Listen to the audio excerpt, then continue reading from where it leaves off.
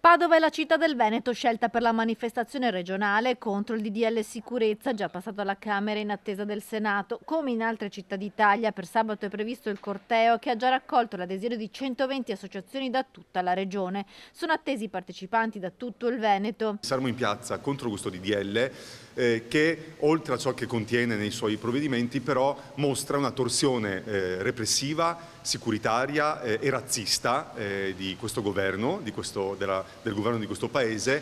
Si può vedere in questo DDL, ma si vede molto facilmente anche in altri provvedimenti, in altre scelte politiche, come quelle legate all'immigrazione. È noto, è notizia di questi ultimi giorni ciò che è successo in Albania, la deportazione di migranti in strutture da cui poi sono stati riportati indietro. Di nuovo un elemento di attualità, il Consiglio d'Europa ha condannato l'Italia per mettere in atto la profilazione razziale, quindi condannando le forze dell'ordine di mettere in campo elementi di discriminazione. Ora, noi saremo in piazza contro il DDL che contiene un attacco diretto alla libertà di dissenso, e però saremo in piazza anche per fare una critica radicale, forte, ampia in questa città, a partire da questa città. Dal Trevigiano, da Venezia e Vicenza sono attesi centinaia di partecipanti. Le associazioni si sono riunite in assemblea nei giorni scorsi per lanciare un percorso unitario contro il DDL. Un disegno di legge che non colpisce solo ed esclusivamente gli attivisti attraverso le limitazioni alle proteste e tutto quello che ne consegue, ma che colpisce sostanzialmente